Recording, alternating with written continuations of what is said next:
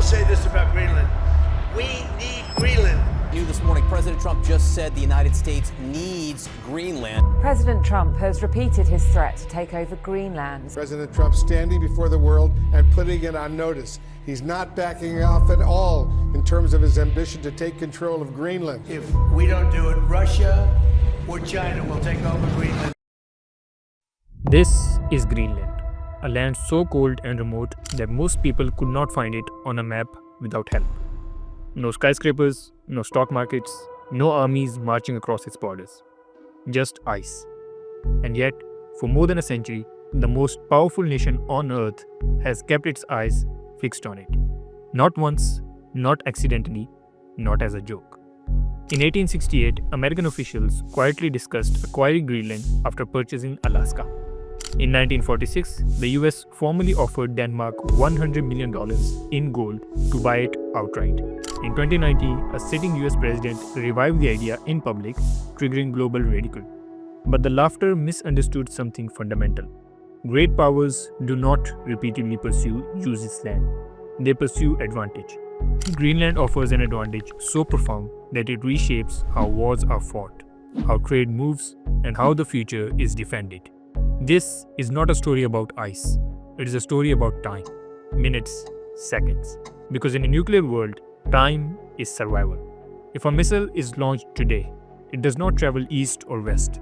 It travels over the top of the planet. And directly beneath that path lies Greenland. This island is not on the edge of the world.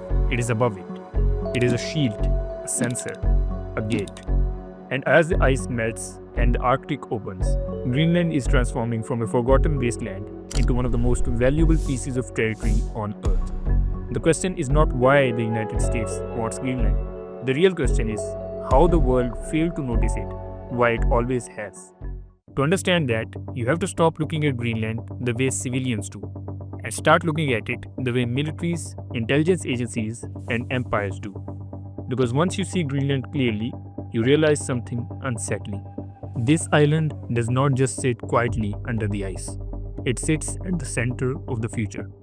Greenland is the largest island on Earth, covering more than 2 million square kilometers. Nearly 80% of it is buried under a permanent ice sheet that reaches depths of more than 3 kilometers in some places. Only about 57,000 people live there. Most inhabit small coastal settlements, separated by mountains, glaciers, and fjords. There are no roads connecting cities, and travel happens by boat, aircraft, or snowmobile. On the surface, Greenland appears disconnected from the modern world. But in global strategy, isolation can be an advantage. Because Greenland sits in one of the most important locations on the planet, between North America and Europe, beneath the Arctic. And the Arctic is not empty space. When missiles fly, they do not travel east or west. They travel over the top of the Earth. They are called Great Circle routes, the shortest distance between 2 points on a sphere. Every major military power plans around them, and nearly all Great Circle routes between Russia and the US pass over the Arctic, which means they pass over Greenland. This is why Greenland has been central to American defense planning since the early Cold War. Missile warning systems placed there can detect launches minutes earlier than systems further south. And in nuclear strategy, minutes decide survival. Lose Greenland and the US loses time. That realization shaped history long before the public ever noticed. During World War II, Denmark was occupied by Nazi Germany.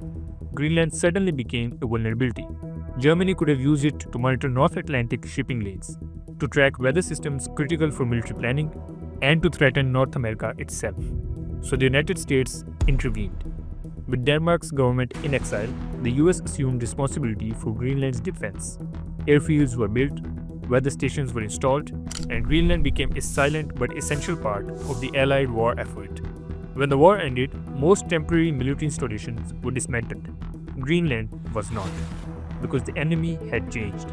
The Soviet Union was developing long-range bombers, then ballistic missiles, and then nuclear weapons. And once again, the shortest path to America ran over the Arctic. In response, the United States constructed Thule Air Base in northern Greenland. At the time, it was the northernmost military base in the world. From the Thule, the US could track Soviet bombers crossing the polar region. Later, it became part of America's Missile Early Warning Network. Today, as Pitchofik Space Base, It monitors satellites, space debris, and ballistic missile launches. Greenland became a pillar of American security. In 1968, that reality was exposed in dramatic fashion. A US B-52 bomber carrying nuclear weapons crashed near Seoul. Radioactive materials spread across the ice. The incident revealed a hidden truth. Despite Denmark's official policy banning nuclear weapons from its territory, Greenland was already integrated into America's nuclear posture. The island was not neutral. It was strategic infrastructure. For decades, this arrangement remained largely invisible.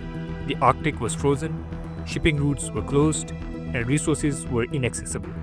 Greenland mattered, but quietly. Then, the climate began to change. Satellite data from NASA shows Greenland losing hundreds of billions of tons of ice every year. Glaciers are retreating, sea ice is thinning, and previously unreachable coastlines are opening. This changes everything. As the ice melts, new Arctic shipping routes are becoming viable. Routes that cut travel time between Asia and Europe by thousands of kilometers. Routes that bypass traditional choke points like the Suez Canal and the Strait of Malacca. Control over these routes means influence over global trade. At the same time, melting ice exposes Greenland's subsurface wealth. Geological surveys conducted by the US Geological Survey and European institutions have identified significant deposits of rare earth elements like uranium, zinc, iron ore, and nickel. These materials are not optional in the modern economy, they are essential. Rare earths power electric vehicles, wind turbines, smartphones, and advanced weapon systems. Uranium fuels nuclear reactors. Nickel and zinc are critical for infrastructure and defense manufacturing. Today, China dominates global rare earth processing. The United States sees this dominance as a strategic vulnerability. Greenland represents a possible alternative supply chain, and America is not alone in recognizing this. Russia has been rebuilding its Arctic military presence at an unprecedented scale. Cold War bases are being reopened and missile systems deployed. Russia operates the world's largest fleet of icebreakers, many of them nuclear-powered. These ships allow it to project power across the Arctic year-round. China, meanwhile, has declared itself a near-Arctic state. It has invested in polar research stations, ice-capable vessels, and Arctic infrastructure projects. Official Chinese strategy documents describe the Arctic as a future economic corridor. The Arctic is no longer a frozen buffer. It is becoming a contested zone, and Greenland sits directly at its center. This is why in 2019, the idea of buying Greenland resurfaced. The suggestion was mocked as absurd, but it followed a familiar pattern. The United States has a history of purchasing territory that initially appeared useless. The Louisiana Purchase doubled the size of the country. The Alaska Purchase was called Seward's Folly. Both later proved essential to American power. Greenland fits the same logic. Buying Greenland would mean permanent control over Arctic access, permanent missile warning dominance, and permanent denial of rivals. No negotiations, no uncertainty. Greenland's leaders rejected the idea immediately. Denmark reaffirmed that Greenland is not for sale. Inuit leaders emphasized that land is not a commodity. They are right, but history shows that great powers do not abandon strategic interests simply because they reject it. The United States does not need ownership to exert influence. Military bases already exist, security partnerships already exist, and economic leverage already exists.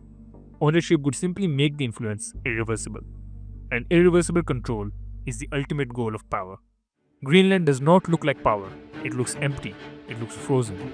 But in a warming world, ice becomes access. And access becomes leverage. And leverage becomes dominance. Greenland is no longer just an island. It is an early warning system, a resource vault, a strategic gateway between continents. The ice is melting, the Arctic is opening, and the world's most powerful nations are positioning themselves accordingly. Whether Greenland wants to be or not, it has become one of the most important pieces of land on Earth.